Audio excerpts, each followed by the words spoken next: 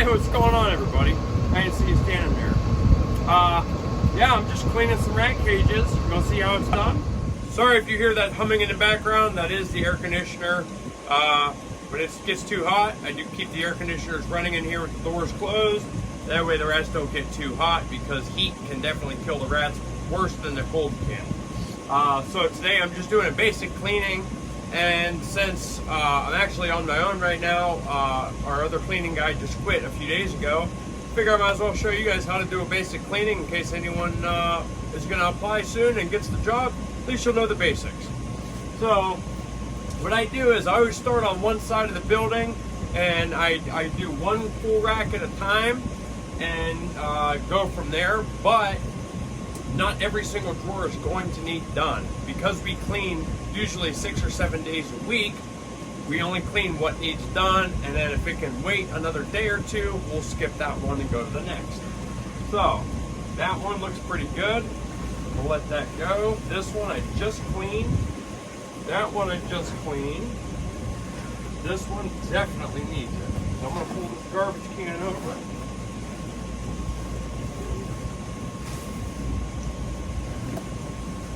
Never worry about these rats biting.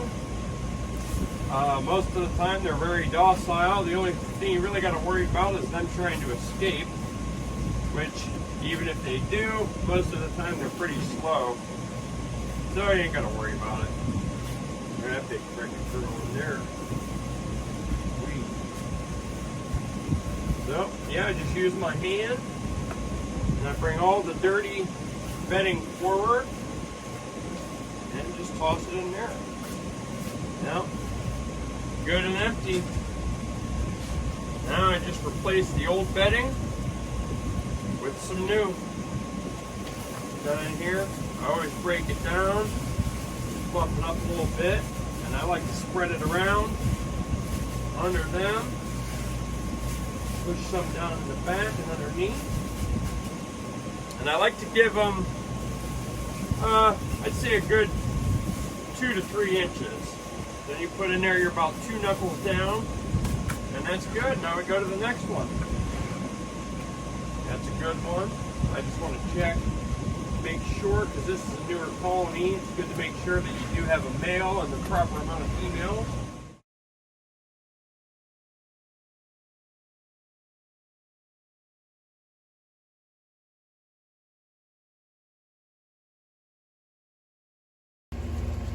Alright, so I realize you're not going to see inside every drawer. So I'd like to keep going and keep showing, you know. So you can kind of see what I mean as I clean these. One part that I do not believe you saw was when I used the scraper. Now, most of the time, you're able to get all the bedding out with just your hands. Just kind of scoop it out, and you can see it's pretty clean in there. But no, see what I mean? It do like to hop out sometimes, but sometimes it'll be caked up on the bottom, and we got these plastic scrapers in here, and you can scrape up better of what's caked in the bottom. Now, I might only have to do that 1 out of every 8 or 10 drawers, but it's still there just in case you need to. And as I mentioned in the beginning, this is just a basic cleaning. Sometimes we will take these totes to the hose and really clean them good, but most of the time it is not needed. This particular drawer is a mouse drawer, and I'm going to do that separately. This was one of my drawers. It was a rat drawer. I turned it into a mouse drawer, and I have to put shims in it. But that's just a small mouse colony. Matter of fact, I was not gonna do this, but I'm gonna go ahead and clean their corner. One cool thing about mice, most of the time they're just going to dirty one corner of their drawer. They like to stay pretty clean if possible. So most of the time they will just go to the bathroom in one spot, one corner, which is pretty neat. But most of my mice are not in a big drawer like this. Most of them are in much smaller colonies with only 1 male and 3 or 4 females. This one is kind of a test colony, if you will. I do different tests from time to time, and this is one that we were testing on enclosure size in different food sources. Push this down. Let's see what we got here. Oh, here we go. Got some babies. Now you can probably really see. I'm just gonna pick up them babies handful at a time. Make sure that mamas don't get out. Again, you do not have to be super gentle with the babies. Obviously, you do not want to hurt them, but they are very hardy, and you cannot really hurt a baby rodent unless you try. So you do not have to be extra gentle or extra careful with them, but you obviously do not want to hurt them either. So you just keep both of those in mind. This is a pretty big board at 1, 2, 3. There's actually 8 adults in here. The last guy that I had cleaning enclosures, well, let's just say that he did not listen too well, and sometimes we combine colonies if we sold some adults out of it, or if one of them or a couple of them died off. We will take colonies that say there's only 2 adults in this drawer, 3 adults in this drawer, and they have the same date or similar within a month from each other.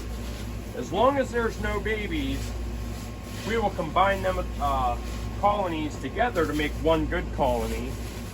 However, we're not supposed to do that if it goes above 7. I like to keep a good 1 to 5 ratio for a total of 6 adults. Sometimes I will do 7, but when I taught him how to do it, he must not have heard me right, because I have found drawers that I've literally had 10 adults and I had to separate them again. But that's all right, because thankfully he was not here too long, so we're good. That one, pretty good. Also, I want to show you the color. So this is more of a yellowish color. It is maybe a little damp, but really not bad. So I'm gonna let this one go until tomorrow. One thing you're looking, and this is the other mouse drawer, a lot of mice. Let that go. Generally, I like to do mice at the same time. So I'll come back later today to do that one. But I look at color. If it's a light brown or a yellow, as long as it's not too damp, I will let it go until the next day. But if you can see here, this is a lot darker. That's a darker brown. You can see a lot of poop in it, and it's really packed. That means that colony is making the place smell worse. So we're definitely going to clean this one, because when you have over 100 colonies in one building, of course it's going to smell, and we like to keep that ammonia down. That's why we like to clean every day. That way we're not letting 100 colonies get nasty to the point where every single one needs cleaned on the same day. Not only would that make it harder for me to clean them all, or you to clean them all, but it would literally make it unbearable to be in here for too long. Even though I just started cleaning cages today, and there's probably quite a bit that are going to need done, it does not smell too bad in here right now. It is very bearable. It's not bad. You can definitely tell there's rodents in here, but it's not incredibly stinky. Which is, again, that's why I like to clean at least 5 days a week. That way they do not all get bad at the same time. There we go. Keep on moving. This one, that's a big boy. He should have been weaned probably a week ago. Check and see. there's any adult males in here. There's an adult male and 3 moms. So I'm actually going to take him, put him down under here, and at the end of the day, at the end of all the cleaning, all the rats that I wean, we put all the females in here and all the males in the holdback container over in the carport. So this one might possibly wait till tomorrow, but it seems a little dark and a little damp, so I'm definitely going to clean this now. A lot also comes into play with what's happening tomorrow. Now tomorrow's Tuesday, the store is closed, but I have to make a long distance trip to Sandusky, which is about a 4-hour round trip of just driving, and I might be at my destination, could be for an hour or 2. So I'm not going to have very much time to be in here tomorrow. So I'm going to clean the ones that are questionable today as much as I can. That way, in case I cannot clean again until Wednesday, it's not going to smell too bad in here Wednesday because I'm doing extra cleaning today. So if you were working, say 3 days a week, and you weren't going to come in for 2 more days, you'd want to make sure that the ones that are in question get done today. That way when you come back 2 days later, it's not unbearable. I have had guys in the past clean right in front of this air conditioner and shut one or both of them off while cleaning these 2 racks, just so that it wasn't blowing in their face or blowing the bedding out of their hands. If you have to do that, you gotta make sure to turn them back on. I come in here one day and tell you what, I was only out of here for, I don't know, a half an hour or so, because I was working in the bug building, and I take a walk in here to get some mice or something, and it was roasting. It felt like a sauna in here, and you know, because when the air conditioners are on, we keep the doors shut. We do have vents with you know, ventilation fans cut in the wall and the side walls and stuff, so that on the cooler days we can just prop the door open and the air just blows freely through here. But on the hot days, we'll seal the place up, run the air conditioners, except for the ventilation fans. But the guy that was cleaning cages, he shut the air conditioners off so they weren't blowing in his face, and forgot to turn them back on. Whoops, missed the baby. And I came in here just, like I said, probably 20 minutes after he was done cleaning this rack, and it was so hot in here. I'm like, whoa, gotta remember to turn them back on, otherwise it gets so hot in here, it'll be unbearable, and it's definitely unbearable for them. I try not to let them get too hot. I actually have a buddy of mine that used to make fun of me because of how cool I keep them in the summer and how warm I keep them in the winter time. And he used to joke that I took better care of my rats than I do my kid. But, you know, I understand these are animals. They cannot, you know, they're contained. They're in a rack. They cannot leave if they want to, you know. So I know it's my responsibility to make sure that they have food and clean water and, you know, proper airflow. I would hate for them to die of suffocation or heat exhaustion or getting too cold. You know, I want to make sure, even though they're just feeder rats and we're going to just feed them off to our snakes, I don't want them suffering and having a miserable life while they're alive. You know, I try to keep them as clean as we can, keep them well fed, well hydrated, and all that, you know. To me, that should not be a choice. You should always take care of your animals, but Unfortunately, I have been places where they would let the rats get so dirty that they would stain. The white rats would actually have their fur stained just because of how much urine and how much feces are in their tote.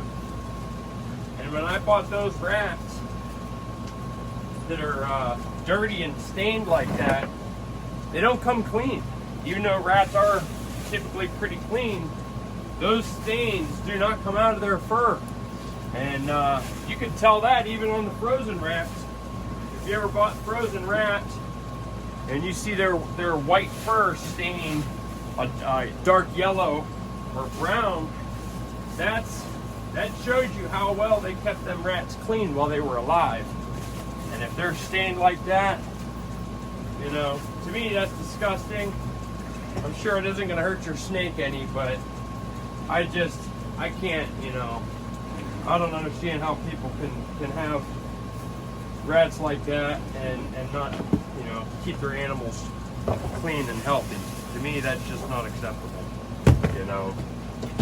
But, alright, I have to go get some more bedding. Alright, this is one of those things that don't really matter how you do it, as long as you get this bedding into this tote. I personally always got these razor knives lying around. I like to break them open just by slicing an X up top. And I just flip it around. Sometimes too, I'll cut up the side just to make it easier. Like that. Some people find it easier to lay the bag in here sideways and then slice it that way, and then more or less just flip the bag, because sometimes when you do it this way the bedding falls out. But I go like this, try to just knock some of that down so that it's not falling all over the ground like it's already doing. Understandably, we're not going to be able to use 100% of this anyway, but try not to waste too much. If there's, you know, a decent amount that falls to the ground, I definitely will pick it back up, because I don't like to waste at all. Hey, I don't know if I stressed this earlier or not. I always like to keep the garbage can really close on one side, clean bedding real close on another side. That way you're doing less movements. Everything's right here where you need it. You know, I've mentioned a couple times that this is just a basic cleaning, and it does look very simple, but there's a lot more to it than just tossing out old bedding and giving them fresh bedding.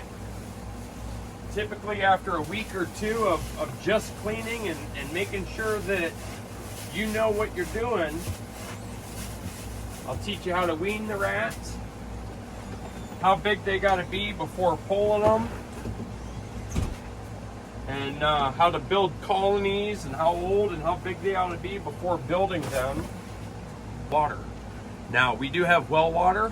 We do have a purifier on our water, but there are tiny little filters in our water line, and they sometimes get clogged.